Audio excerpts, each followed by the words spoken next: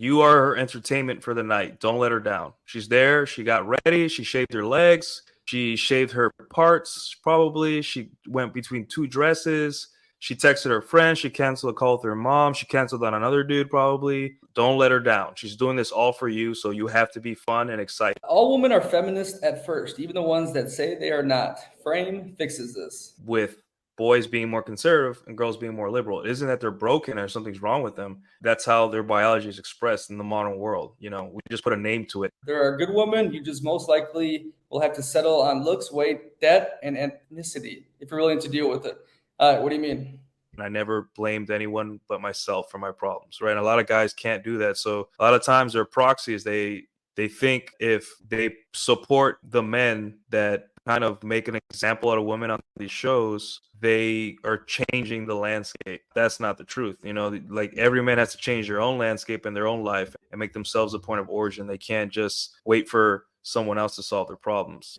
And I hate to be the dude that tries to break up the manosphere or pick at each other because everyone's fighting in this shit, right? Like even Andrew Tate, who used the manosphere to freaking level up, and now he's going to different brands and he's doing all those different things. It is fascinating to me, this world, the dudes that get on here and talk about these different things, because obviously there's something ticking different in our brains to, what's the first rule of Fight Club? Don't talk about Fight Club. That used to be the rule of Red Pill. A lot of guys think they want to complete package women because they don't want to do the work of setting the frame and the tone in their relationship. Here we go. Back in bold. Oh, man. Another beautiful day in Brazil. It's at night, though. I thought we were going to be recording a little earlier, but Mr. Nuke, Mr. Redpill, are you playing frame games on me and pushing back the time for our Zoom meeting or what? Oh, man. I'm not that good, man. I just had stuff to do at work. I'm in the engineering life, so I had to stay and take care of some business. But yeah, please excuse me. And I'm glad to be here. So, yeah. No, I appreciate you coming on. Obviously, I've been back on the Twitter like the last 3 months. I used to never play around with that thing because, like you, I was on there when I was young, 2014, 2013. It was like the wild, wild west. It was the craziest thing in the world. And then I heard the last like 5 years, it was super woke and, crazy and people getting banned. And then Elon came and I'm like, damn, maybe I should get back on this thing. And actually, I've met a ton of cool people. It's a good little space, but you get in bubbles too quick. And I've noticed that. That's probably why I came across some of your content, which is very good. You have a very engineer type brain, the way you think. But tell me what you like about this Twitter. I think it's crazy. Yeah, I mean, Twitter is awesome because it forces you to write just a little bit. You can't. I mean, you can write a lot, but then people won't read you. You have to be concise and you need to mean what you say it in as little words as you can. So that's good. And also, it's you can really connect with like high level people really fast. Your ideas get out to faster. You'll post on Facebook all day, no one will care. You'll post on Instagram. Stuff like that. But if you post on Twitter, there's a higher chance of you catching the eye of someone famous or a celebrity or someone that you like or want to connect with. So that's how this all started. I went from me being, I had like 2 years ago, I had like 100, 200 followers, and now I have almost 8,000. So it's like, and I've caught the eye of like really big names and across the Twitter space, YouTube, all that stuff. So, it's really helped me a lot. So I think it's great. Yeah, but how much of that is real though? Because I've noticed a lot of people are bullshit artists, especially on Twitter. I think all social media is about projection, of course. But I mean, there's so many dudes talking about things that I know firsthand are total horseshit, and people eat it up and they like it and they repost it. And I've met some good connections and some have checked out in real life, but for the most part, man, a lot of these dudes, they're playing a game. Yeah. So you gotta vet dudes the same way you vet women. You gotta like ask for the IG and be like, oh, is this guy really what he says he's about? I've already met some really good Twitter guys here in Dallas, and I don't regret it. These guys are really quality people. But just like anyone else, you want to. I usually get their Instagram. Usually watch their behavior online a little bit. You know, see what they're about, how they tweet, and all that stuff, and then Yeah, sometimes just looking at a person's face online, you can tell a lot about them. You know, if they are public, if they're showing their face. So yeah, you just gotta be careful. Just like a chick, you proceed with caution when you meet people online, and especially when you're interacting with them too, because there's a lot of weirdos online. I realized that too the last couple months. A lot of weirdos. I'm curious then. So, what you think about me? Because obviously, my Twitter thing is very minimal. I have barely anybody following it, and I just started getting on there and tweeting shit and Yeah. trying to give value. So, what do you think of my stuff? So you seemed like a legitimate brand, right? And you also seemed very like it's because like when you're running a podcast like yours, it's almost like a business, right? So it takes a little bit of acumen, it takes a little bit of skill, it takes someone that's just not like random and erratic. You need to be more focused on this. You need to know which, because you don't get to a certain place without it, on accident. So it's good when people have things like this because it shows like some kind of like focus and some kind of conviction in what you believe in. So yeah, I like that. Even though you weren't big on Twitter, for me it was just like you were just starting out on Twitter, you just didn't care for it. So, but like I think you're more on IG. So yeah. Yeah, I'll tell you what, too, especially with the podcast game, for one, it's amazing. I met so many good people from it, learned so much. I still treat it as Hmm. like a hobby, as a journal. I've Hmm. gotten a lot of intrinsic value and Hmm. also some monetization through consultation, whatnot. But Hmm. the crazy thing about podcasting is there's a stat. It's like 80 to 85% of podcasts don't go past 7 episodes, right?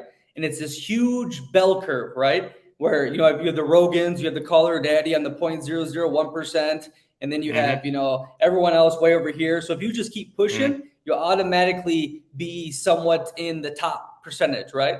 Like my stuff, Right. I have some loyal listeners, I have some good stuff, and according to listener notes, it's top 3% in the world, right? I assume English helps with that, and I got good people on, good content, but Hmm. it's fascinating. This whole podcast game. I mean, shit. Look at Rogan; he's 2,000 episodes in, right? It's a long Hmm. journey, and the Yeah. people just throw it in the trash right away. Especially these famous people too. They get a podcast, and all of a sudden they're done in 20 episodes. That happened with Meghan Markle with her little Spotify deal. Still got paid Hmm. millions. Crazy. Right. Yeah. From what I've heard, it's consistency and just keep going and have some interesting people on and know your followers and your watchers, just know what they want. And honestly, it's in the beginning it was like really slow, but I'm about to get monetized I think today on my YouTube. So and also it's just like it's just really interesting that I get to talk. My favorite part is I get to talk to interesting people. That's my favorite part. um I talk to people that like both men and women, and get to have conversations. And it makes me feel like anything's possible. Like I can talk to anybody. And that's a pretty cool thing when you have a podcast. Like you can have anyone on, or someone invite you on. You can have a conversation, different background, country, race, religion, whatever, and you talk, and it's like, wow, this is like what life's about. Making connections and talking to people. So I think that's my favorite part of this whole stuff. All right, okay. So obviously through your tweets, and I think I saw something about engineer in your bio, you can tell you're a very analytical type of person. Like when we're Right. talking Yeah. right now, you're not very charismatic, right? And you kind of remind me of some people in this little space, which I think you kind of blew up in with the woman, the red pill. I mean, it's huge now, Yeah. fresh and fit that they blew it up. But Hmm. I'm curious because why did you get interested in this world? Because to me, I mean, you sound kind of like you were a nerdy guy growing up type idea. Is that true or no? Yeah, I didn't have really good social skills growing up, but I was always artistic. Like if you see behind me, I play music, I like to draw. I was very artistic as a kid. So I had two sides of the coin. Like I was really analytical and stuff, but I was very artistic. I knew how to play with people's emotions. I knew how to kind of like get people to feel like what I was feeling through my music and all that stuff. So I was like, okay, well, how do I combine both of these personality sides of my personality to talk to women, and also to sell my thoughts and sell people on what I think, and right, and it sounds like manipulation, but a lot of times it's just people want to be entertained, and people want an interesting charismatic person to talk to, right? So I've been reading this red pill stuff since 2013. um So I've been reading on it, but it wasn't public then. It was all like just forums, guys just trying to figure out solutions to their problems with women, whether it be marriage, whether it be girls, whether it be, multiple girls, whatever, right? Hold And on, I was which very one? fat. Where were you reading it? Where? I was on Return of Kings and the Roosh V forum. I don't know if you remember Roosh. Yeah. Yeah, yeah. Back He before went he converted. super. Yeah, he Yeah. went super orthodox. Same with Bold and Determined. A lot of the dudes. This is really normal for dudes that Right. go Yeah. down the dark rabbit hole and then they come Yeah. out with the Jesus thing. And I Yeah. can see it. I'll Yeah. talk about it later, but keep going. Yeah. I remember Roosh's email when he said he's done. Like I was on his newsletter. And one of the catalysts like people don't talk about is that his sister died. His little sister died, and that really messed with his head. And he kind of just said, you know what, I can't do emotionally. I'm done. I'm checked out. So because I think that was his last positive female influence in his life. So I guess that kind of like unlinked him from the game of talking to women all over Eastern Europe and Europe and all that stuff. So that was my opinion on that. But as the years went by, I joined the military, joined the Navy, kind of saw like how women were, like the worst parts of women, the best parts of women. And I kind of everything that I read was kind of like coming true in front of me, right? So um in the military, I didn't date too much, but I kind of, I went on a couple dates. I met some good women, but like due to my deployment schedule and all that stuff and my lifestyle, I couldn't really date for the long term. So once I got out, I moved to Texas, moved to Dallas, and I really started hitting the ground. I got a nice apartment in a nice area, got my logistics on point. I fixed my dating profile. I applied all the stuff. I wouldn't say I'm PUA because I don't really what I do is like I know what not to say to women, which most guys don't even know that, right? And it worked, and I got so much experience so fast, and the thing is, a lot of the problem with the red pill now is it's all analyzing and it's all no action. It's just like guys would love to watch hours and hours of this stuff, but then they're still afraid to talk to a girl, or they're still afraid to close, or still afraid to tell a girl come back to my place. And that's what I say. Like, hey, you need to stop consuming so much of this stuff and take action, because men, we're about action. That's what we do. And once you start taking action, you're gonna realize I already knew everything I need to know like years ago. I just needed to take the leap. Yeah, that's where I'm Well, at now. well, well, it's easy. It's a cop out. Oh, I'm just gonna watch all this, and I'm acting like I'm learning, but I never go get my ego burnt in the street. You know what I mean? Like Right, that's typical exactly. with everything, right? But here's the issue, and this is why I think we have a Fresh and Fit that is so popular, and I give them a lot of credit.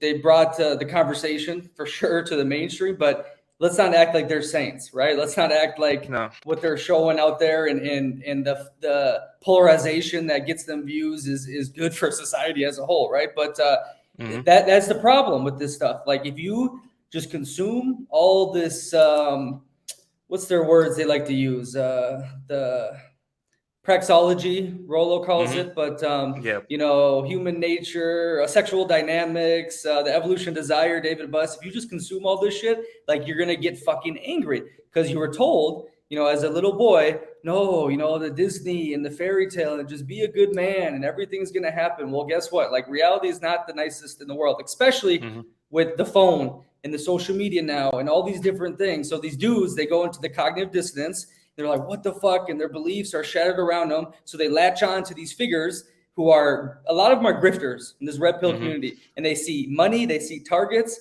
And how do you, like a therapist, what does a Right. therapist want to do? They want to keep you for years, no? If they just have one session with you and tell you to shut up and, go meditate and work out, what do you think is they're not gonna get paid for the next 5 years. No. And I think that's a lot of the red pill people. And it's scary. There's a Yeah. lot of good people out there. I've learned a lot from them, but they need to preach action more, 100%.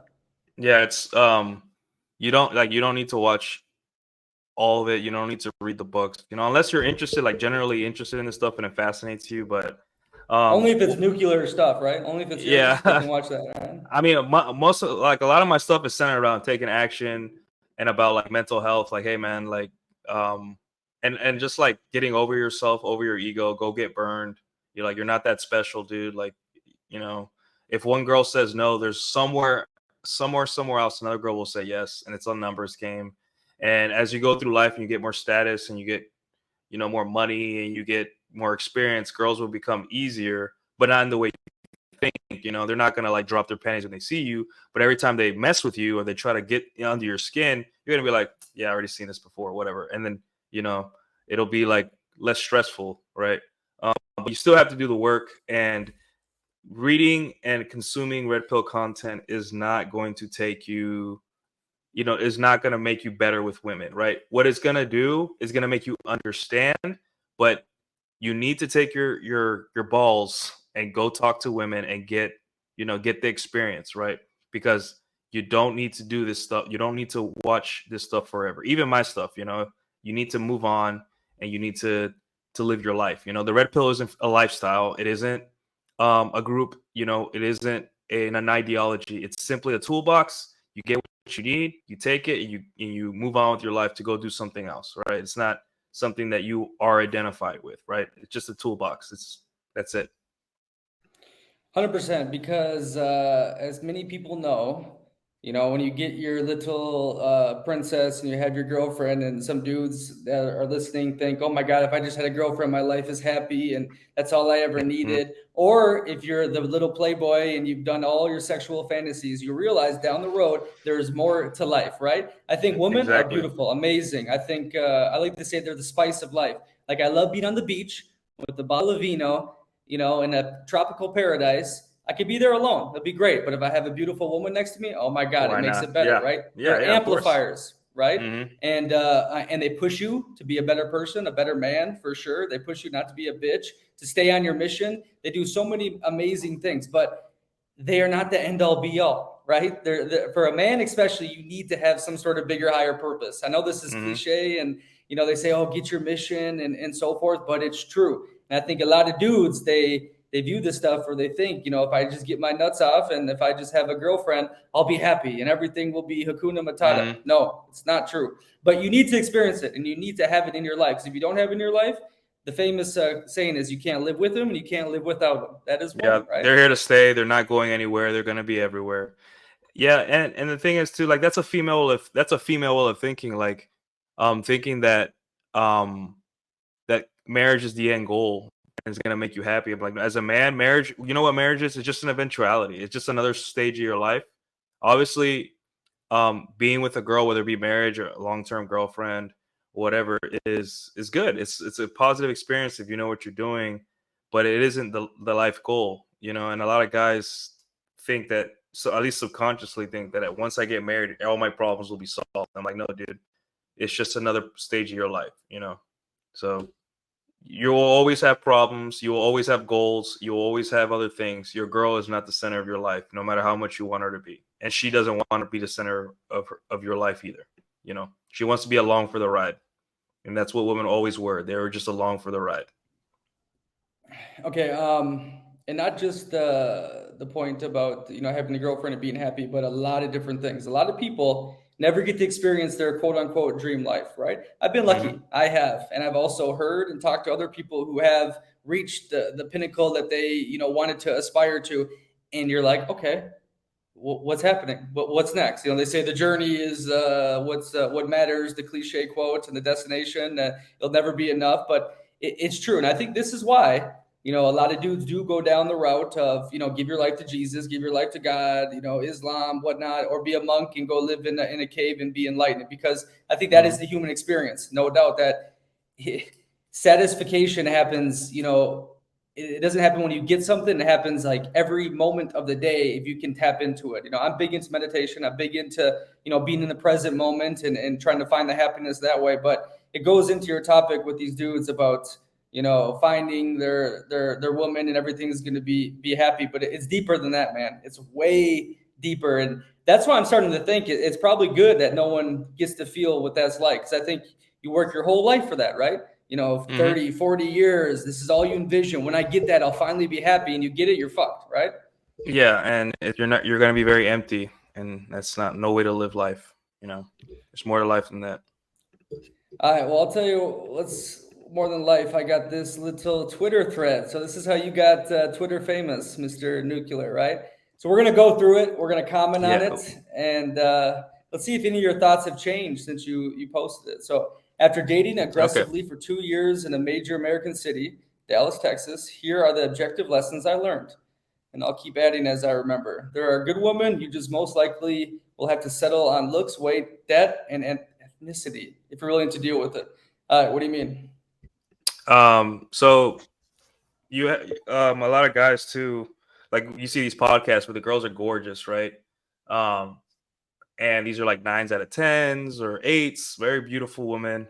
But beautiful women come with a lot of problems, right? For if anyone has ever dated them, it's there's a separate set of problems that come with beautiful women. Obviously, I think a woman being good or bad is on an individual. I judge women individually on a case by case basis, you know, because there's a lot of good girls and a lot of bad girls. Just like there's people are people, there's good people and there's bad people, right?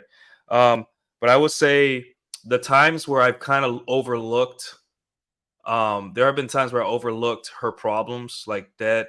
Maybe she's like 15 pounds overweight, you know, not obese, not overweight like clinically, but just a little, you know, 15 pounds overweight, or just a race that I don't usually date or something like that. And they've been really good women. I'm telling you, up in the morning, cooking for you, cleaning for you, wanting to see you all the time, wearing, buying dresses and asking you, hey, do I look good in this dress? I want to wear it for you. Like good women that are like very submissive and very respectful and really like want to be with you. Right. So as a guy, if you don't want to take the leap and become, what you need to become to get eights and nines, which is a big leap for a guy, it's like a Rubicon you have to cross. Just know that there's no perfect woman that you'll find. If you have to set a lot of the times she'll fall for you and she'll become the woman you want afterwards. She'll adopt your political beliefs. She'll lose the weight. I mean, if you're in the gym getting fit, she's gonna be like, man, I gotta at least start eating better or something. Or, oh, he doesn't, I'm not his same race, but let me adopt some of the cultures and traditions of his race. So, because I'm his girl now. And that's what a lot of guys think. They want a complete package woman because they don't want to do the work of setting the frame and the tone in their relationship. And that's why a lot of guys want the perfect 7, 8 out of 10 trad girl with the sun hat, with their same religion, same hobbies, same. I'm like, no, no, no, no. Women are a blank slate. If she loves you, she's going to be a blank slate and she's going to do whatever you are doing. So that's why I wrote that.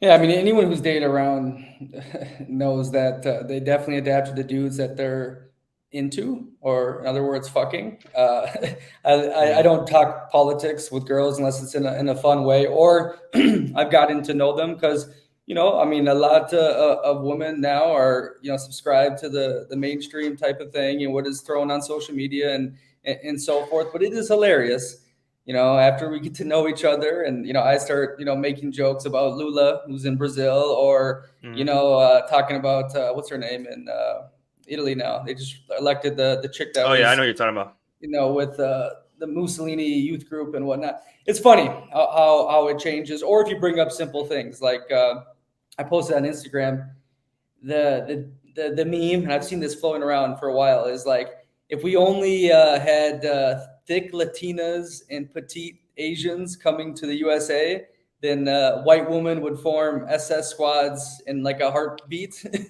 them Overnight, out. yeah. And yeah, Yeah. yeah, and like so. But no, to your main point though is, well, first of all, I've dated models. Okay, I lived in Italy. There's a shit ton in northern Italy. I lived in Hmm. Eastern Europe. Obviously, they all come from the villages and they get shipped down to Milan.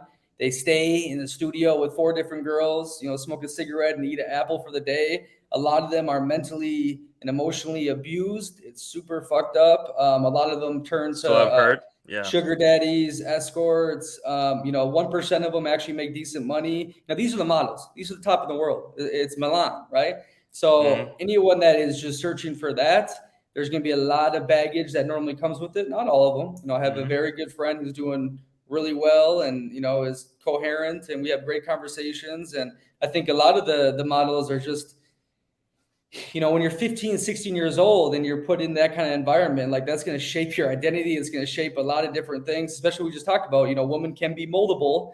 And if you're in that type of environment, that's gonna fuck you up big time. It's gonna fuck up a dude big time. You know, I've heard a lot of straight dudes, you know, sucking, you know, the dudes that run the fashion events. They're all men. They're all gay men who run the brands and whatnot, right? Right. Yeah, that's what I've heard. Yeah. But it's crazy to me, you know. Okay, so I've traveled around, I've dated, you know, the top, the middle, the different colors and whatnot. It's the biggest connections I've had. It's weird, man. It like happens after the first or second time you're with a chick, and she's not even, maybe she's a 7, 6, an 8, you know, and also like it's just the connection, the sexual chemistry, everything just flows. It's so natural. Like I remember I went through it recently with a girl in Belo Horizonte when I was staying there for 4 months at the beginning of the year. And I'm like, this chick is a total socialist, feminist, Lula lover, crazy, open relationship type chick, you know, wacko, right? Yeah. And we just freaking went the vibes, the chemistry, and my boy I was talking to, because at this time I had a beautiful relationship back in Poland, right? And this was the girl of my dreams. You know, I met her when she was I'll tell you after the show, but you know, the picture perfect traditional type person, right? An Eastern Europe Slavic woman, and I was crazy over this other girl, right? And my buddy's like, "Are you fucking stupid? What the hell is wrong with you? Like, are you seeing what I'm seeing?" And it's like you can't. You're in that mindset, right? And luckily, I wasn't too stupid, and I got out of it. But I think this whole connection and chemistry and men and women, it's a fascinating subject. But to your point, to finish it is yes, dudes. The top tier woman, that's a lot of work, and I don't think you know what you're getting into. And if you don't know how to drive a Honda, you can't drive a Ferrari. Yeah. And sometimes, you know, as a guy, you might not need a model to be happy. You know. A lot of times, if you see in popular media, a lot of the more attractive women bring a lot of problems, especially in the West. Maybe in Eastern Europe and Latin America, parts of Latin America, really top tier women are still viable, but in the West, top tier women bring a lot of problems. So just be careful and realize that are you chasing these women because it's cool for your ego, or you just got to be careful. Proceed with caution. And anyone that says that about Southern American women, Latin America, or Eastern Europe, they have no fucking idea. Yes, you probably get your foot in the door a little quicker compared to the West, But who are yeah, only women going are to. women, and they all have social media, so they know. Yeah, but it's the West, I'm telling you, is way different than the Slavic mindset and how behind the scenes and cunning they are. And then the Latinas, I mean, everyone knows things get crazy with them, 100%. All right, we got some more here on your Twitter. All women are feminist at first, even the ones that say they are not. Frame fixes this. Yeah, all women are feminists. I just commented under the podcast, mostly peaceful Latinas, because there's this big thing on Twitter now where they survey boys and girls at a school about what their political leanings were, and the boys were like really really conservative, and the girls were really really liberal, and everyone's shocked. And I'm like, yeah, that's normal. That's conservative is more masculine and liberal is more feminine. Like, why is this a surprise to everyone? Right?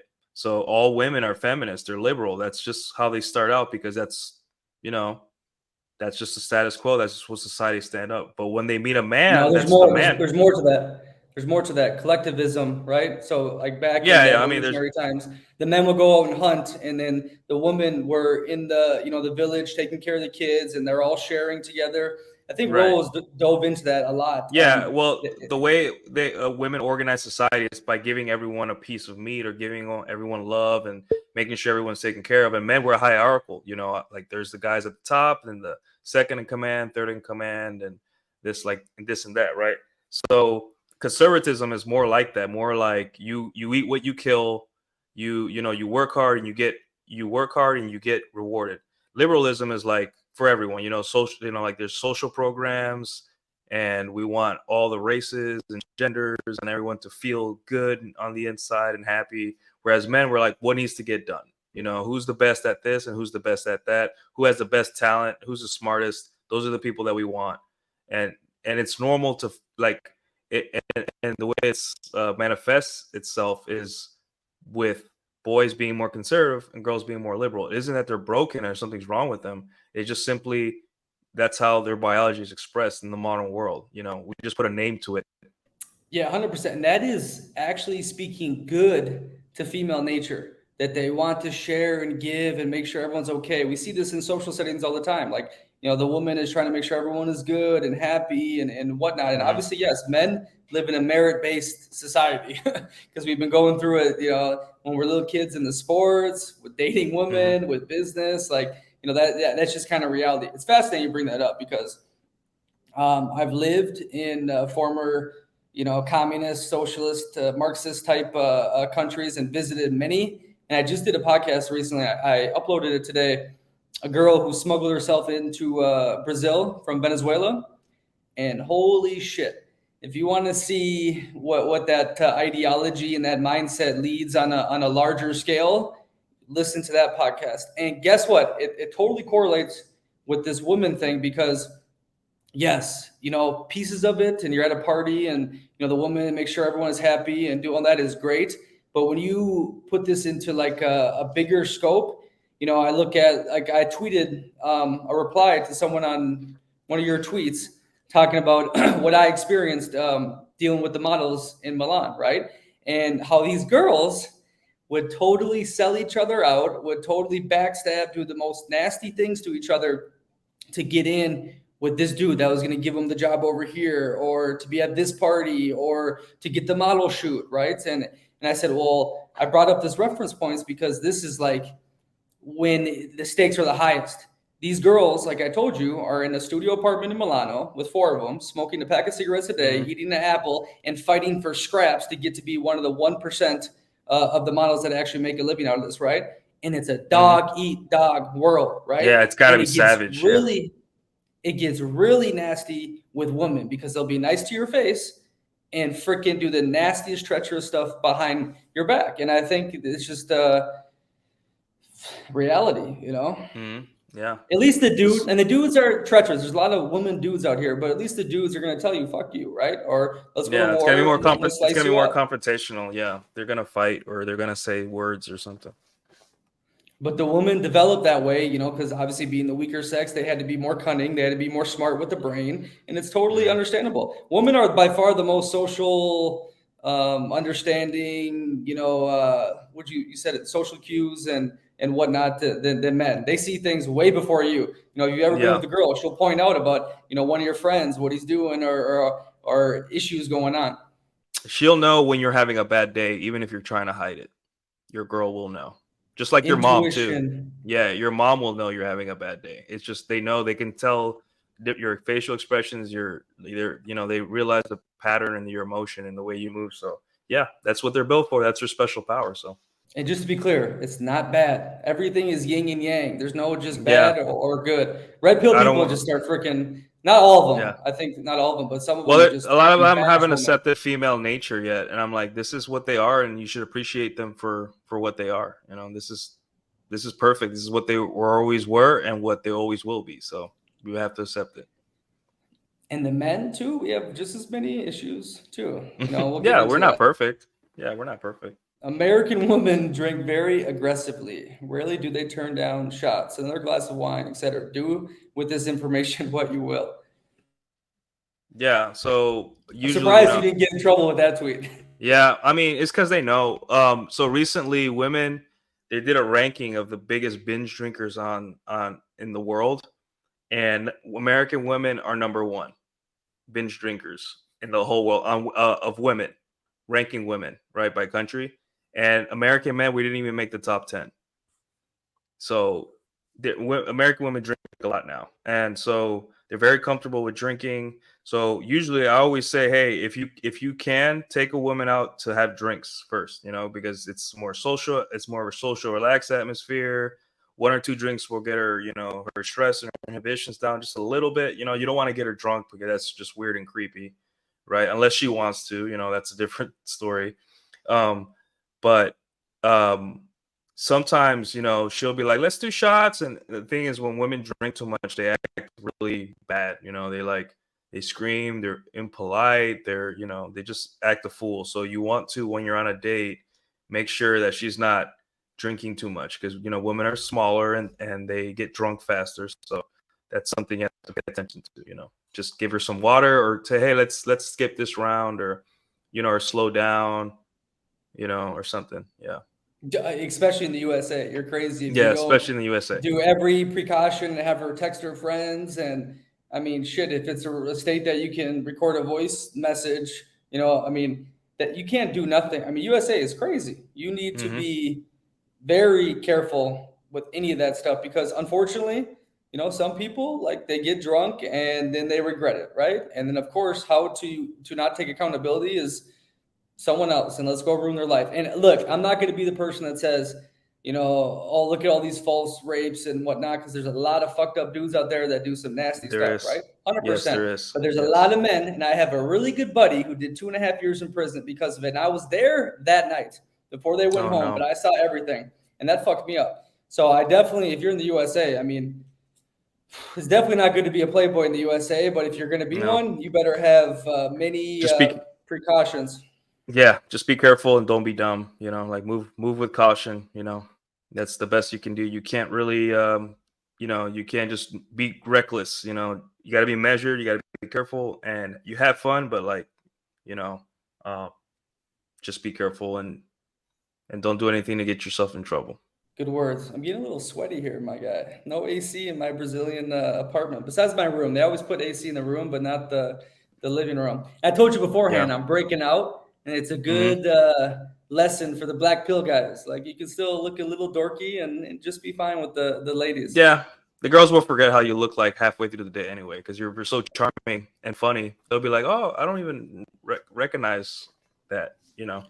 Bro, it's the vibe and the confidence. Yep. 110%. I mean, that Yep. That is is the number one thing. She that you are her entertainment for the night. Don't let her down. She's there. She got ready. She shaved her legs. She shaved her parts, probably. She went between two dresses. She texted her friend. She canceled a call with her mom. She canceled on another dude, probably. Don't let her down. She's doing this all for you, so you have to be fun and exciting and provide the vibe. But here's the thing, though. It's better if you flip it and make them entertain you. That's what they really want to do. Everyone, this is psychology 101. I ask more questions, I learn more about you, and then you feel like that I'm the most interesting person in the world, right? The girl, if you're Yeah. good, you turn it on them where they're entertaining you. And that's what they really want. They want to be in that kind of mindset and that fun and that flow. If you start being the little, what's it called? The Kings used to have The the little performer, Joker. the Yeah, the little jester. guy Yeah. near to him. Yeah. Yeah, the Well, jester the gets way I laughs see and it is that hugs, you're and the then she goes home and fucks me. fucks the king, the prince. Well, the way I see it is this: like, she's qualifying to you, right? So you have to ask questions, and let her know, hey, I'm the person of interest here, and you're qualifying to me. However, because it's like dance, like I say, it's like a dance, right? And when you lead a girl in dance, you're having fun too, right?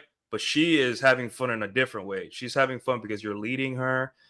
You're pushing the interaction forward, and you're spinning her around. You're being unpredictable. You're being mysterious. While for you, it's like she's doing all these things for you, qualifying to you. So there's like both. It's like a dance. I would say, like, it's a dance that the man leads, and when you're dancing with a girl, she has to follow you, and she has to, kind of like get in your frame and dance with you, and follow your leads. Because if she doesn't, then you find another girl that better dancer or easier to dance with. So that's how I see it, like a dance. Because I'm The Hispanic. That's dan- how I see it. Yeah. no, the dancing analogy is 110%. The man leads, you're having fun. She gets Hmm. involved, she's giving you energy back. The dancing analogy is one of the best in the world. I think I was telling you about Tommy Torero. He had a good analogy relating to the dance. All right, hold on. What we got next? Logistics, 100 and freaking 10% is the most Hmm. of the battle. Choosing a bar near where you live will solve a lot of problems, especially if it's a nice, fun area. I'll tell you what, if you have a pool, you won. If you're by the beach, you won. Hmm. Most places you can send a video. Hey, here's my view. Come here for a drink. We'll go swimming in the beach. I'm like, oh, but I don't go to strangers' houses. Okay, we video chat. No worries. I understand. Here's me. I'm a real person, not fake. But yeah, logistics is 110% because they say what is the last minute resistance or any of that kind of shit. So if you go on an LMR, Uber yeah. ride for 40 minutes and then she's sitting in her car and she gets a text message from her friends and she starts thinking like, damn, this dude, he's not as fun. We're in the Uber. We're not drinking anymore. Logistics, bro. I mean, that is the name of the game. Yeah. And she will never know how well you planned the date. To her, it just happened magically, right? But to you, you planned everything like down to your first place, your second place, going to the pool, the beach, your apartment, your balcony. Like I have a view of all of Dallas. Like my balcony is all of Dallas, and that is where I kiss close every single girl. Every single girl that goes on that balcony, that's where I kiss them. You know why? Because that's the most romantic place I can think of for them to kiss, because it's like under the stars, the view of the city, and it's like you're being exciting, you're being fun. No other guy is going to be able to do that.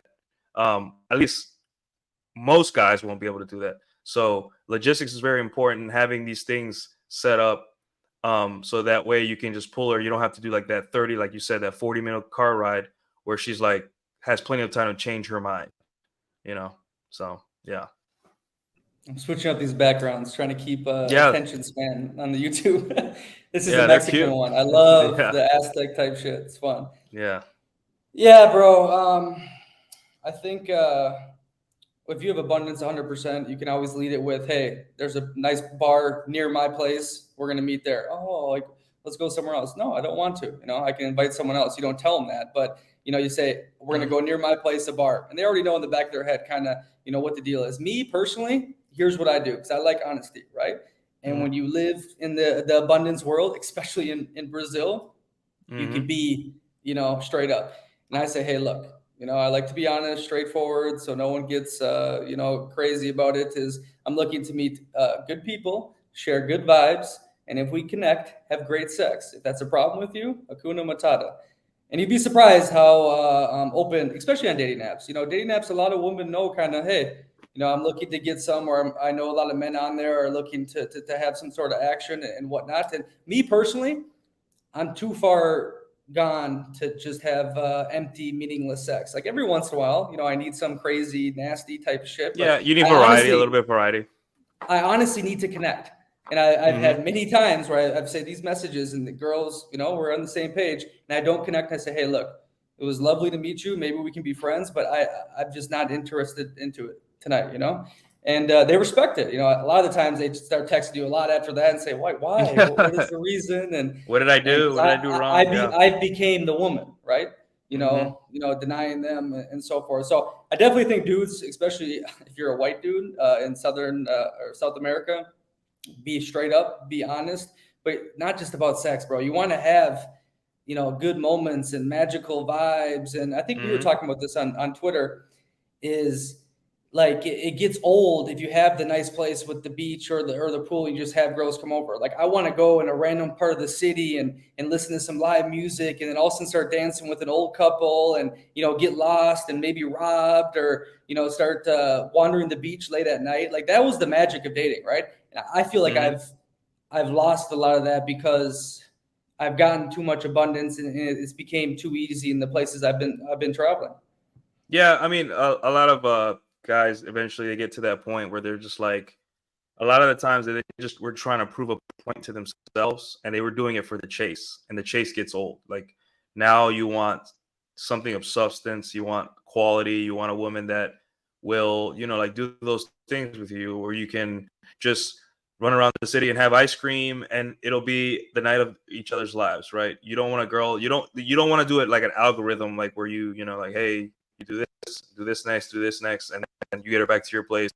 You kind of want to have a little bit of connection because that's like as you get older, you care more about people and less about things, and you want to like kind of have more of a deep connection with the people in your life. And before you bring someone in your life, you want a connection, something to hold on to besides sex, because sex is good, but like sex with someone that you feel connected with is much better. In my opinion, I think you agree. I prefer having sex with someone that I can wake up in the morning, we can both have coffee and relax and just talking to bed about life and all that stuff. You know, it's just, it makes it so much better. I guess it's comfort. I don't know what you call it, but yeah, I agree. All right, 1 second. Okay, I'll be back in a Hmm. minute. One. All right. Anyways, guys, follow me on YouTube, YouTube/ at Galileo Nuclear. Follow me on Twitter as well, I was Galileo gonna cut Nuclear. it out. Oh, okay. Oh, this is a Okay. pre-record. I forgot. Yeah. Yeah, we're not live. Okay, to comment on your point, okay, here's the issue. So I've had that. I've had 3 magical relationships in the last 5 years, and it's beautiful. Hmm. Everything I ever wanted. You know, one was amazing Latina in Mexico. One was my Northern Italian summer love dream, and one was literally the girl of my dreams, traditional Eastern Slavic woman, blue eyes, blonde hair, blah blah blah blah blah. Right? And yes, I love it, and I love them, and I still do. Like if they ever need something from me, boom, call me. I'm there for them. Right? Hmm. But even during that, like we do all the magical stuff, and I love cuddling, I love holding hands, I love doing, stupid little, trips and just, quote unquote gay stuff. Hmm. You still need a little spice, bro. And that's the kind of the point I've came to. And the issue is it's very tough. The woman is okay with it for the first 6 months, maybe even to a year, that, hey, I'm going to do my thing on the side, but, I still love you. I'm still coming back to you to cuddle and whatnot. But in the end, it becomes too much for them, right? But the chase to me is crazy dopamine, crazy adrenaline. It makes you feel alive. Like I Hmm. still play American football overseas half of the year, right? And the reason I don't stop playing that, I don't need the money from it. I don't need the clout from it, because you get some overseas. You'd be surprised. Hmm. But I'm addicted to the emotions of war. I'm addicted to fighting with brothers I sacrifice with. I'm addicted to the competition, the winning feeling, like Hmm. the lion type shit in the jungle, going to go eat, right?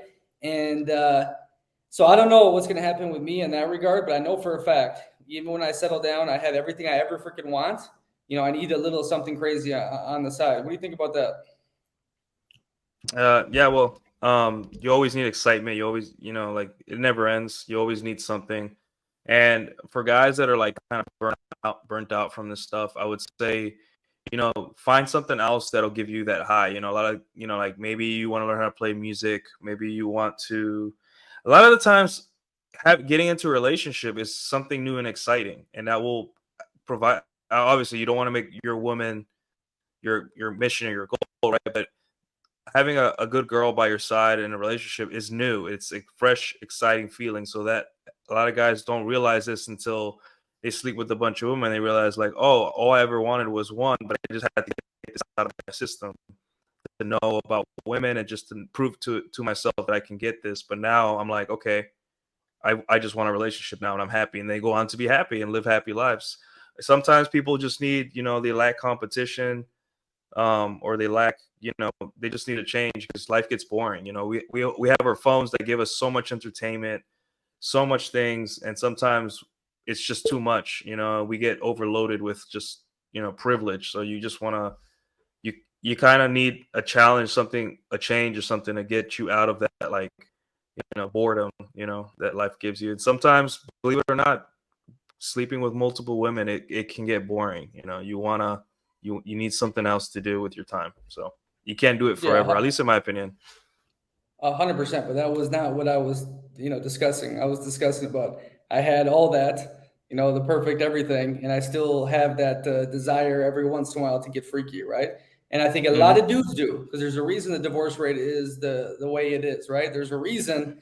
I even see on these Twitter guys saying the feeling never goes away, and you just got to be a man and hold it in and go from there. I definitely think you can switch up things, in the bedroom. You can find ways to make things more entertaining. But to me, I can separate the love, the emotions, the cuddling, and straight sex. Not all the time. Like I told you, I get hollow, I get empty if I have no connection when I'm doing that kind of stuff. Hmm. But Hmm. I have the perfect picture life, and then I want to go freaking out the deep end and do something nuts. So maybe I need to see a therapist, right? But I think Yeah. a lot of men understand this point of view, because why else would they be getting divorced like crazy? Yeah. Well, I think. And the biggest point is this. My bad. The biggest point is this. Mhm. The more I did that crazy stuff, when I was with my relationships, the more I was so excited to go back to the woman and cuddle and eat good food and do cutesy stuff and watch a movie. So I mean, what does that Yeah. say? Well, Patrice O'Neill talks about this a lot. He went to Brazil when The he was, man. yeah, and he says it like sometimes when you go out and get some strange, I'm not advocating for or against this, right? But sometimes when you go out and get some strange on the side, it makes you appreciate your girl much more, and it makes you more.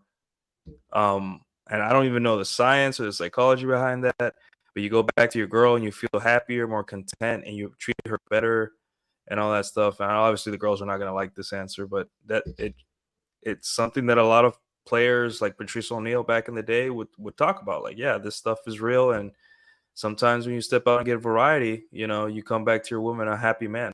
You know, so just the way it is. I would do so much to have Patrice O'Neill be alive in the time we are in, not just for the men versus women thing, but for politics, for wacko, woke world. I mean, Patrice, the way he broke stuff down and he did it in such a funny way that you couldn't hate on Mm-hmm. it. And he just, his frame was unfucking real. Like any room, anything he went into, he just owned everything. And he was like, you were Mm-hmm. sucked into his ether, bro. That dude was Mm-hmm. amazing. He's very Amazing, funny dude. too. You good? You got time here to go through this shit? Are you liking it or no? Yeah, we're good. I just know there's like 100 of these points, so Oh, 100? All right, yeah, there's 100. we'll go through a couple more and then Whatever, we whatever can. one you want to discuss, whichever ones you want to discuss or pop out to you, I will discuss with you, because this was very like, this was me pouring my heart and soul.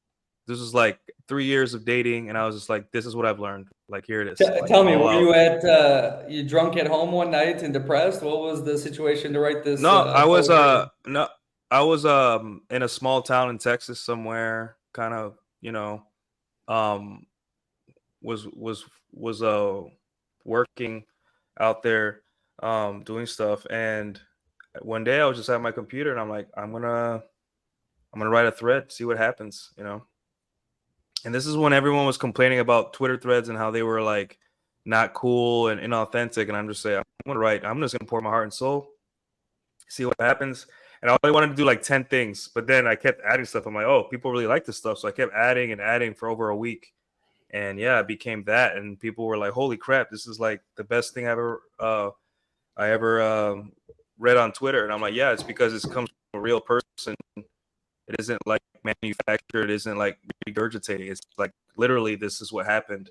And this is what I've learned. And that's why I've also specified Dallas, like American city, because people's experiences in other cities could be different depending on the culture, um, and all that. So I was like, specifically, this is what I learned from here at this time, and this is what I saw. And then I did it, and then people liked it, and it was crazy. I don't like. I felt like everyone was in the same boat, but apparently, a lot of people really don't know about this world. It's just very foreign to them. But I'm like, yeah, it's pretty fun. It's crazy. It's a very crazy world. You learn a lot about yourself and about women too. So yeah. So I'm curious about the viralness of it. I mean, the was it the authenticness? Was it? I mean, were you thinking before each tweet that much, or were you just like speaking from the heart late at night and boom, boom, boom, and people just resonate with it? It wasn't like you said, not manufactured at all. No, it wasn't. It was just very from the heart. I didn't write it with, and I thought I was gonna get like 10 likes on that thread or something, or like maybe a couple comments.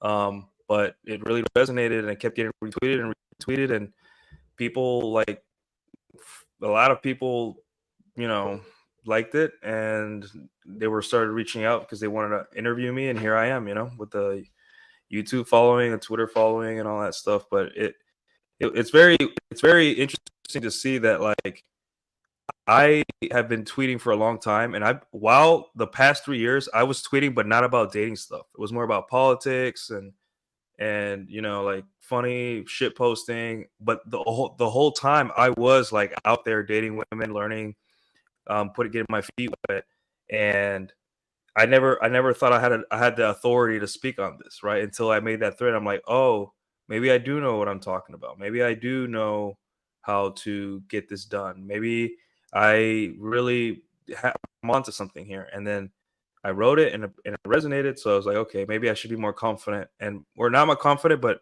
understand that I'm in a special position to talk about this stuff. I don't think I'm an authority on it or a guru, but I like talking about this stuff because it was a part of my life. You know, now I'm more chill, I'm more relaxed. I don't really date that much. I like to focus on other things, but that's what it was for the last 2 years. So That's very interesting. All right, I yeah. got this next one here. So we're gonna go skim through some of these. Most men lack frame and say if you like Asians, you're weird, or Latinas are crazy. You like what you like. No need to explain to anyone. No one cares. Yeah. Want to talk about that? There's a lot of tribalism online where people um criticize you for what you like, what you don't like. Like if you don't like this, if you don't like white Aryan blondes, then or if you don't like this or that, or Latinos are the best, or Asians are. I'm like, listen, man, like what do you want? What type of woman do you like? If you like French women, then you like French women, and that's it. You don't owe an explanation to anyone. Go get what you want. You're a man. Go get what you want. I don't have to go on Twitter to let another man tell me what I want. So one day I was just like, what do I want? I want this and I want that. And I went to get it, and that's it. End of story. And that's what frame is. You're the number one person in your life, and what you want is number one. So, yeah. The best story I ever heard about the whole point of origin and frame and whatnot is like you're walking through a European city, right? The city center, lots of people, and it's you and Hmm. your friend, and boom, you're walking on the sidewalk, and there's a lot of homeless people, even in Europe, and 50 meters after you walk by the homeless person, you ask your friend, "Hey, what was that homeless person like? What was his shoes? What kind of shirt was he wearing?" And your friend's like, "Huh? Like homeless person? What are you talking about?" But in the moment when you walk over that homeless person, you're thinking, "Damn, like look at this person. What is he doing? How does his life come to this?" And then boom, some steps later, totally out of your mind, right? And that's an Hmm. idea for life is like no one really gives a fuck about you. They think about you Hmm. for a split second and think about everyone else that is thinking about them. And we have this complex about us that all eyes are on us nonstop, and they're not. Everyone is living Hmm. in their own little bubble, and they think we're in the Truman Show. Yeah, yeah. No one really cares. And that's the best news because you can do whatever you want and no one's going to care, you know, at least not forever. Yeah, caveat, Jesus, I can't speak. Is okay. Do whatever you want. Be free, be happy, but just try not to hurt other people. And I'm not talking Yeah, about yeah. just emotions or being offensive or stupid shit that everyone gets mad about on the Twitter or all that. Hmm. But don't really try to exert hurt to someone. If you do that, then do whatever the fuck you want. Hakuna Matata. Very libertarian. Yeah. Don't hurt anyone. Yeah. Don't hurt anyone. All right, give me one more of these, and then I'm going to ask you about some of your influences. I like how you brought up Patrice O'Neill. Hmm. You want to pick out? Is there any good ones that you remember down the list? Yeah. It's way down the list, but hold on, let me bring it up right here. Let's see. Where was it? The red pill makes a lot more sense every day if you take the time to interpret it correctly. Sunning your butthole, esotericism, and eating liver do not make much sense, bro. There's Yeah, yeah.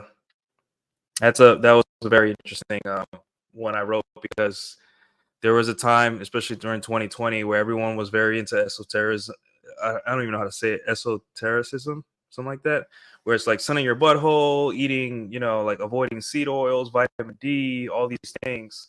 But like, it really didn't make your life better, doing all these things. It's just like, yeah, you should eat healthy. Yeah, you should take care of the supplements and things that you need in your body, but you shouldn't obsess about them.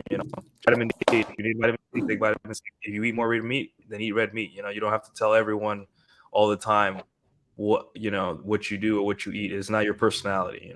I was just gonna say, everyone take vitamin D. That shit is life changing. I've been doing it since I was like 17, 18. And recently I ran out of some in Brazil.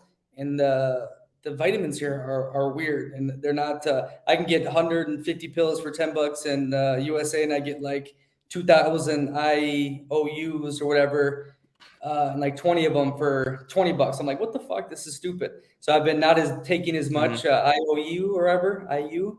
And bro, it's a total difference. And I live in the sun. It's sunny every day year round here in the northeast of Brazil. Vitamin D is amazing. But my bad, you Yeah, said what number? I take it every day. I take vitamin D every day. What number do you want? I'd say 34. No one can teach you game. It's not a script. They can only teach you the rules of the game. Up to you to learn when to shoot the shot, play defense, and call timeout. Okay. Yeah, that one's big because everyone wants a script. They want the easy way out. They want to like go up a girl and then read it from a script. Obviously, there's openers. Obviously, there's little tools in your toolbox. But like being socially calibrated and knowing and having the balls to go up to a girl, talk to her, whether it be at salsa night, whether it be online, whether it be in person, coffee shop, at a beach, wherever, that's going to take practice. You got to put in reps, and eventually you'll learn what not to say to a girl, what to say to a girl. And you don't have to be a PUA to talk to a girl. Like I don't know where this thing came up where if you enjoy talking to them on the street, you're a pickup artist. Like no, I'm just a regular dude that has social skills. That's all I am. I'm not anything special. I just have social skills. And in order to get that, you can't read it from a book. You can't get it from a podcast. You have to go out and talk to women and do the work, just like everyone else does.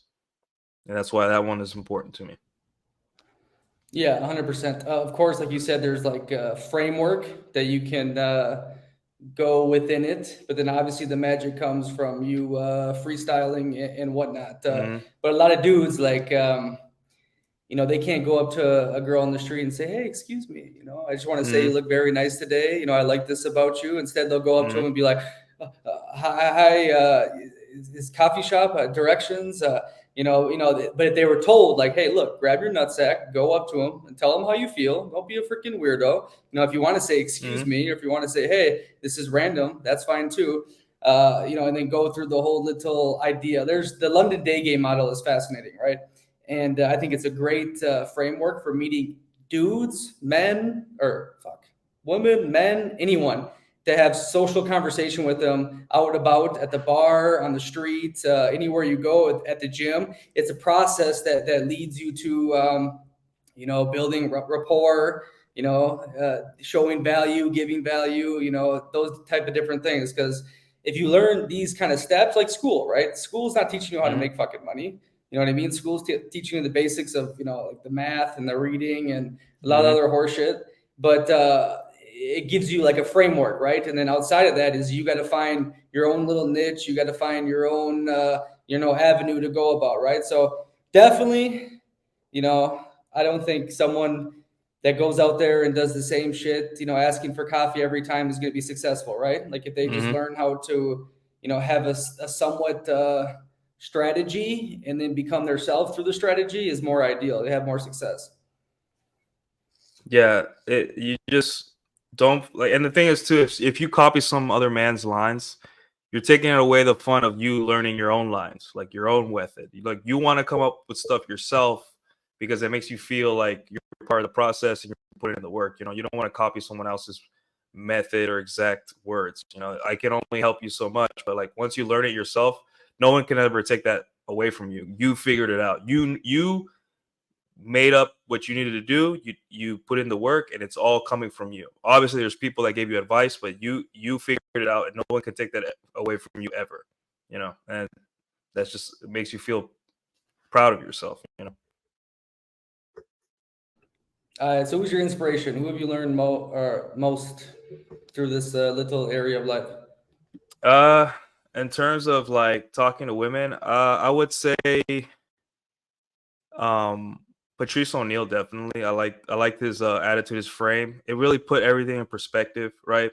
Like he kind of was very honest to the point where it's like even I was afraid to being honest with myself, but he was like saying it out loud. So it's like, oh yeah, I do actually feel like that. I do actually don't want to be around a girl who's on her period. I'd rather not be. And he said that like when my girl has her period, I don't want to be around her. And I'm like, yeah, as a man, I don't want to be around a hysterical woman or a mean woman, right? Obviously, most women can handle, are nice people. And they don't go crazy on their period, right? But like he was just saying the quiet part out loud, so I enjoyed that. I do have a little bit of influence from like mystery back in the day because I read the game and but it wasn't from more of like that part is that he has a video back like 10, 11 years ago, right? And it kind of changed my life in terms and it wasn't the PUA stuff. This is like life advice. So mystery is circling around a pool, right? And he's saying, "Look at this pool. I want to jump into this pool, but I know it's cold, and I know that I'm afraid of jumping in because it's so cold and I'm going to be shivering and all that stuff, right? But the first time I jump into it, I'm terrified. But every time I jump into it over and over again, it's still going to be equally as cold. I'm still going to be shivering, but I already know how it feels like. So I get used to it. But every time I talk, and he's like basically what he's trying to say is connecting it to talking to women. But I connect it to every part of life. Like there are times where you don't want to do stuff or it's too scary or it's too exhausting, but you do it anyway. But at least once you do it enough times, you already feel like it hurts, but I'm already used to the pain. So that, rejection, the fear of talking to women, you do it so much that eventually you're just like, okay, whatever. I don't care. I already know what rejection feels like. It's whatever. It's not a big deal. So that stuff like that really influenced the way I think. And then my father, obviously, father was a big influence. Not in the women stuff, sort of like the masculinity, like don't take yourself so seriously. You're not that important. Like relax. Um, yeah. And those are like in terms of like talking to women. Those are my influences. I also like fictional characters. Like I always thought James Bond was pretty cool, right? Um, the way he talked to women. I don't know. Those are basically the my influences. You made some good points here. Okay, the big thing is the mystery thing about jumping in the pool, the fear. You get over it, you get used to it.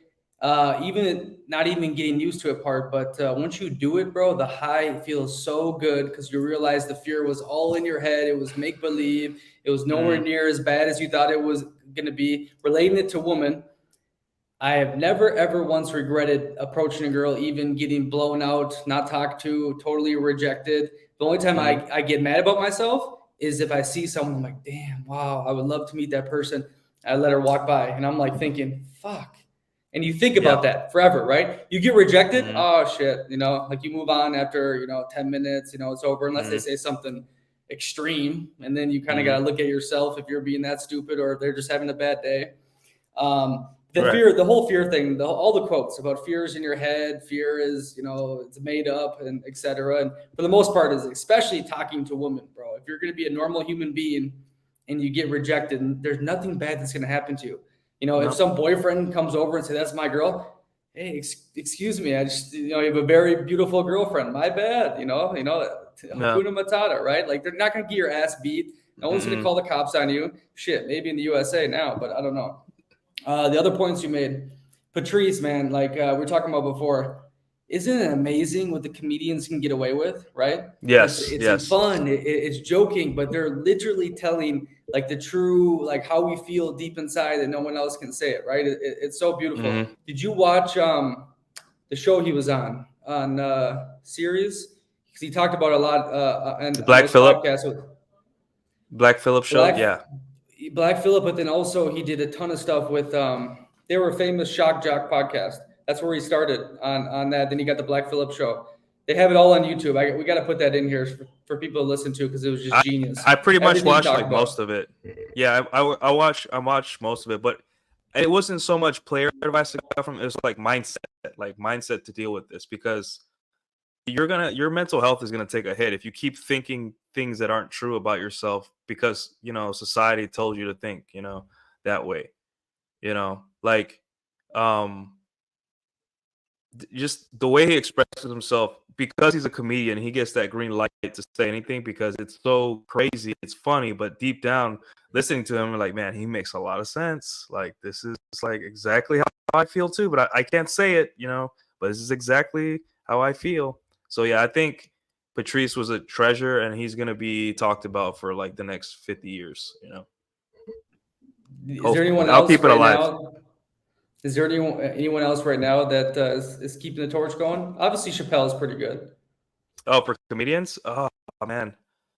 Ah, I haven't watched comedy in a while. It's just there's a lot since the social media. There's a lot of like younger, like new age comedians that are going up, but through social media, they aren't going like Comedy Central or stuff like that. They're going through their own, like your own YouTube and all that stuff. And I see these guys, and they're really funny. But the thing is, they're funny, but they say the truth. Like they're saying a lot of truth.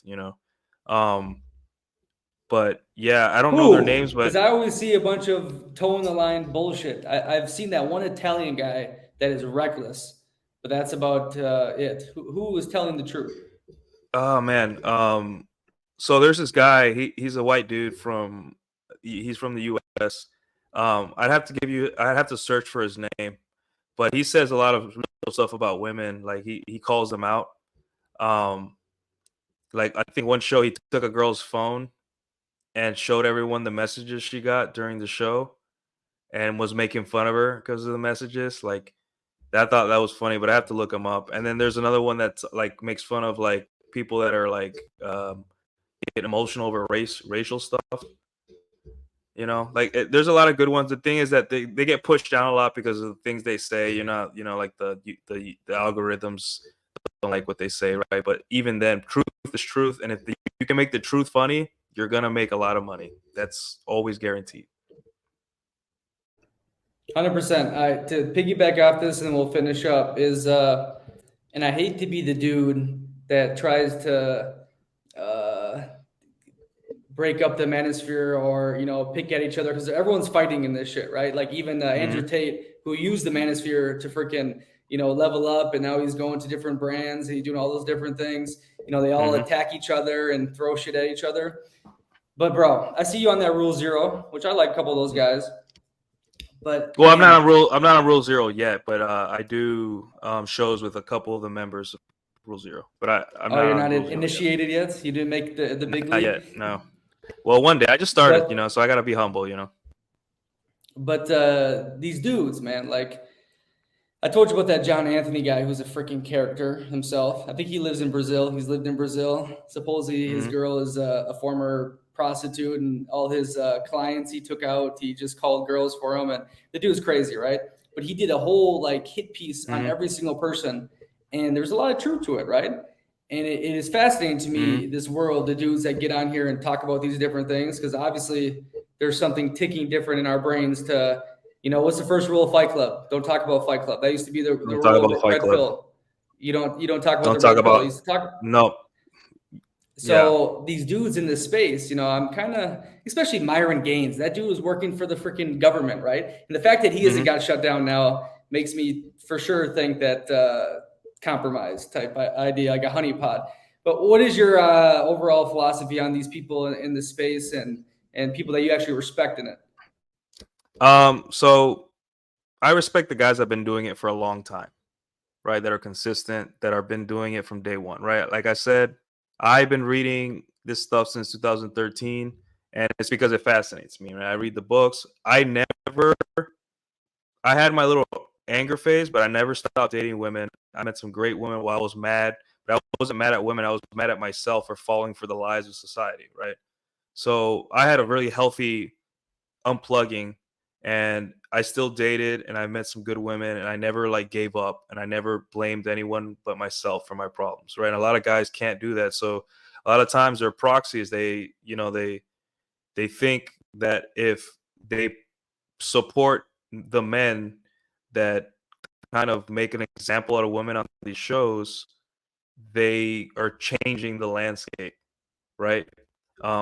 But the truth is, that's not the truth. Like every man has to change their own landscape in their own life and make their own life and make themselves a point of origin. They can't just wait for someone else to solve their problems. So that's point number one. In terms of accuracy, that's another problem.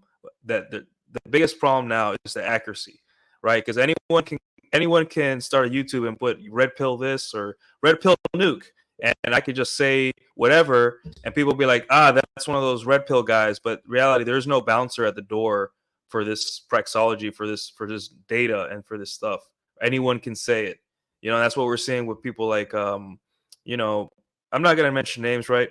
But there's people that are making lots of money just saying women are bad. I'm like, dude, yeah, great, women are like that, but like, what's the plan? What are we gonna do here? We can't just complain about women our whole lives.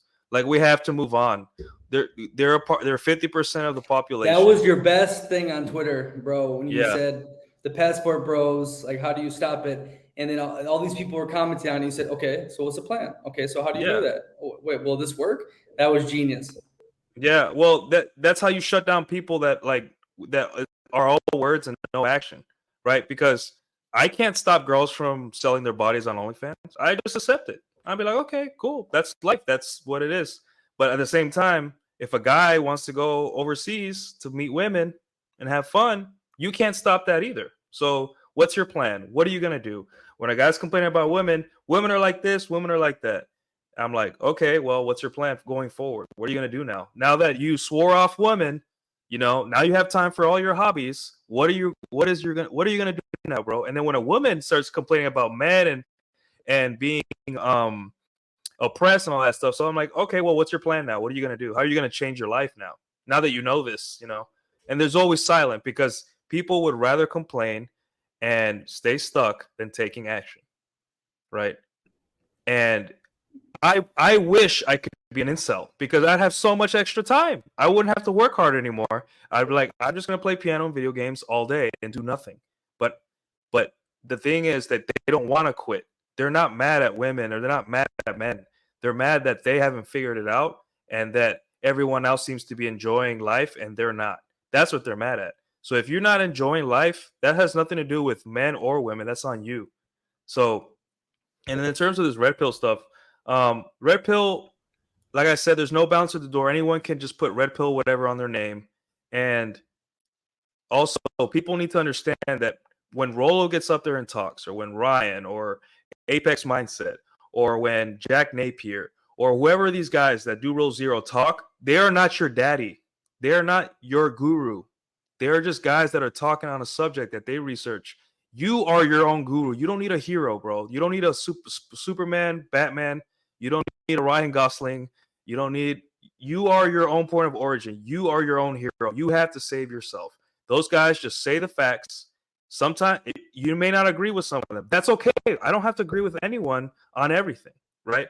But at the end of the day, if Rolo writes, "Hey, the fastest way to become a high value man is to get a vasectomy," and you feel like you have to go on and complain that Daddy Rolo told you to snip your balls, then you have a bigger issue there. The bigger issue is that you think that Rolo is like some kind of like guru that you should listen to in the first place, right? He is basically a guy that wrote a book that said, "These are what I got from my observations. You take it or leave it," right? Just like me. I don't want any guy to look up to me. I want them to look up to themselves, right? Don't look up to Andrew Tate. He's funny.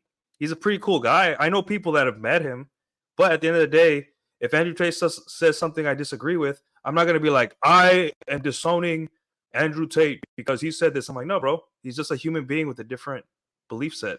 Great. Have a nice day. And that's the problem with young guys. They want a daddy. I'm like, no, you need to be your own daddy, And that's my perspective on that.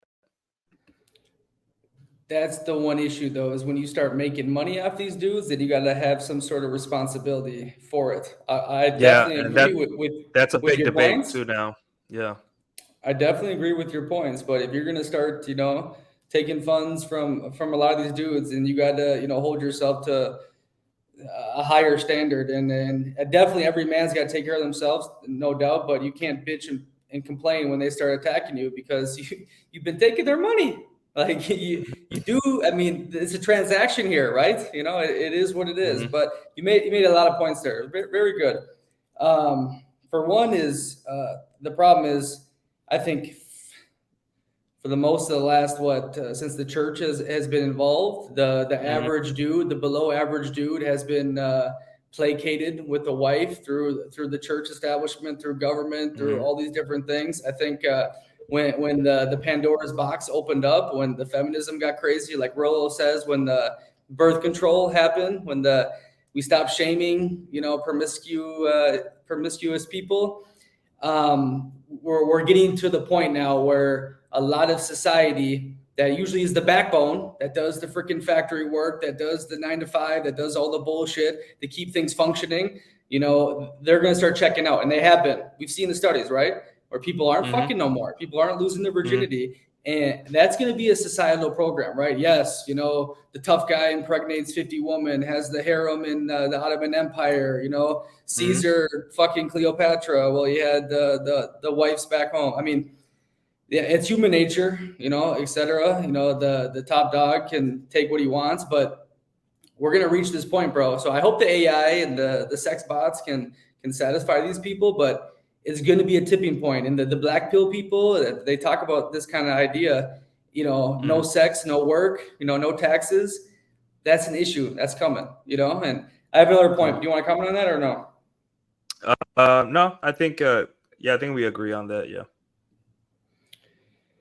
Passport bros, and then we'll wrap this up. So obviously I travel. I've been all Mhm. around. I wouldn't consider myself a passport bro because I get paid in foreign currency. So I mean, Mhm. a lot of passport bros are taking the US money and go living like a king Mhm. for a month, two, try to find their wifey, maybe bring her back.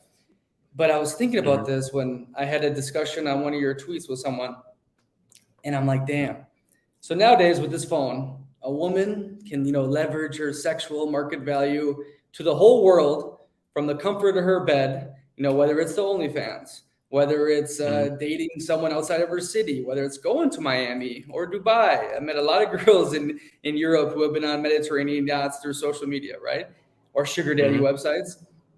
But all of a sudden, dudes realize that they can, geo arbitrage, and that's not even about women. That's, a nomad concept where your money goes Mhm. further somewhere else, right? Right. They can go leave everything, their home, their family, all their safety, go, a different foreign language, new environment. A lot of places are dangerous, right? USA is Mhm. very dangerous compared to many places in the world, just FYI. But, Mhm. and all of a sudden, these dudes that take this massive risk to try to get some of that leverage as the woman does on the phone should be vilified, castrated, thrown in jail. Mhm. Make it make Yeah. fucking sense, especially if these dudes are not dating any of these women in the West. Why hate on them? Yeah. What could possibly be the reason? I know the reason, but what do you think? Okay, so part of of the feminine psychology, like biology, is that men, when we beat someone down, right, we know when to stop, right? When we're in a fight, um, we know when to stop beating the other guy down, right? Women, through their own way, they don't stop when you're down. They stop until you're nothing, right? So they don't know how to let this stuff go. So instead The of just being greatest like, oh, eugenicist in the world, the greatest survival of the fit to make the best genes possible for mankind are women. And I yeah, appreciate them so for that. They are eliminating the weak. yeah, I mean we wouldn't be here today if it wasn't for that. That's just innate to their psychology. They have to be like that, right? But the problem is today is that not a lot of women really care about passport bros. Most of them are just like whatever. But the ones online that are complaining about this stuff, the problem is that there's two things. Like there's a hypergamous filter, right? And women constantly brag about how good their hypergamous filter. Like I only like guys with 6 figures, 6 feet tall, blah blah. But that's BS. They have sex with scumbags all the time and losers all the time, right? So when they see a guy who like a normal guy going overseas and having like all these hot Colombian women around him, right? It sparks like that intersexual competition, right? Also, it lets them believe, like, man, this guy, maybe my hypergamous filter wasn't as good. Maybe this guy really, really did have it, and I was just, I don't know I don't know how to choose a guy anymore, right?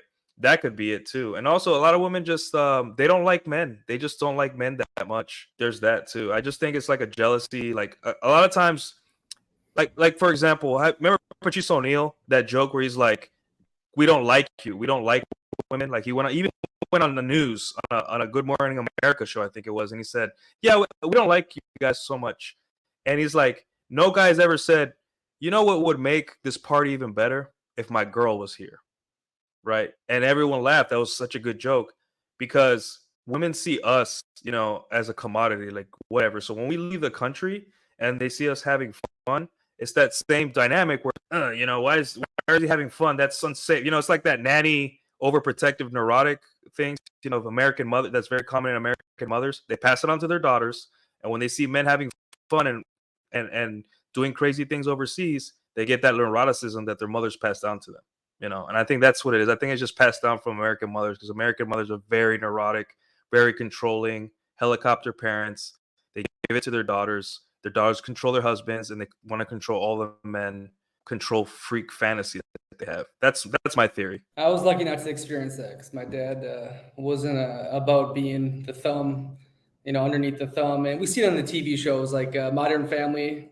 Phil was a total dork. All the weak men on the shows. But I'm going to wrap it up and bring it back to the point about ideology, because I can speak on it because I've lived in many different countries, traveled a lot of different places, and seen political atmospheres and what happens. And like we talked about, women live in a lot of collectivism, right? Oh, let's share until the stakes get high, right? We talked about how men live in merit and hierarchy and, fight or flight and so forth. So I view the anger from this passport bro thing and so forth is the women are showing their true nature, like the socialists do in Venezuela, like the Soviet Union, the Bolsheviks did, taking over Eastern Europe, leaving them the shit is, when the fantasy starts crumbling around you and you realize like, fuck, I need to take care of myself and my family, and I need as much as I can possibly. And now that everything isn't, free loving and we have all these different resources, you get selfish quick, right? Like the models in Milano. Fuck my friend. I got a crazy story I'm going to tell you after this about 2 models that I was with in Milano Maritima. And this story will make you be like, oh, blow your mind. But this is the point, is that it's all fun and games until shit starts affecting you, right? And with women, their collectivism, their socialistic nature, it turns into freaking psychopath savage when they start savage shit when they start losing a little power or a little of their resources, right? But and that's what I do. Look at how they talk.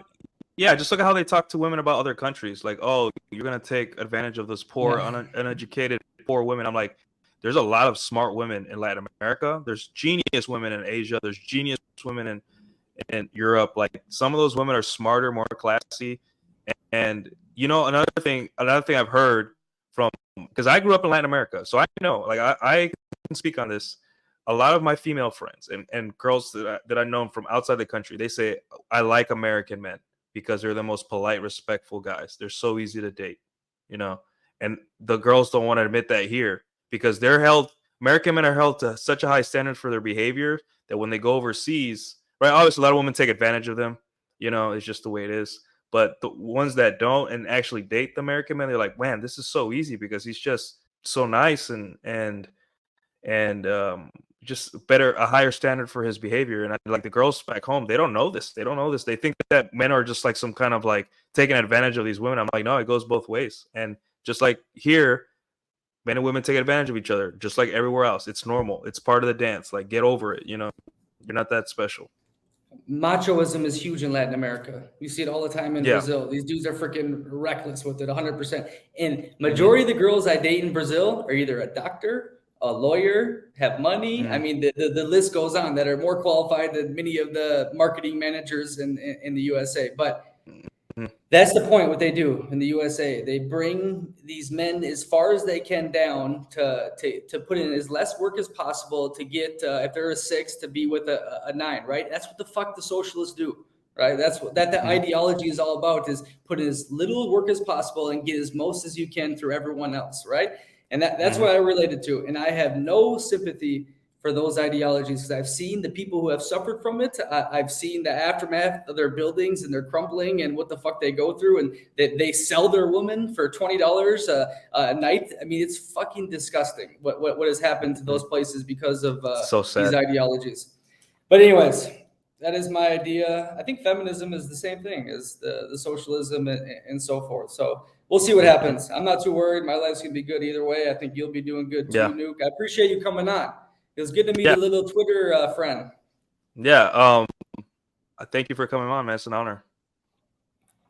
Tell some of those Rule Zero guys next time I'm in Europe. I know a couple of them are over there. Yeah, let's get together. I'm going to show them in field shit. I like Troy Francis. He actually I just talked to him with Tom Torero.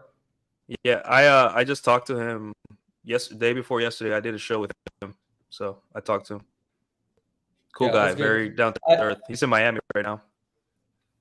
do you have anything to pitch or sell, or just follow your accounts? Yeah, just follow me on my Twitter, guys. I also have a YouTube. Yeah, I can hear you. Follow me on Twitter. It's Galileo Nuclear. Same thing with YouTube and my Instagram as well, Nuclear Galileo. I stream a couple days a week.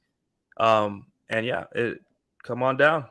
Have a look at my content. If it's for you, go ahead and like and subscribe. All right, everyone else, live bold. Ciao, ciao.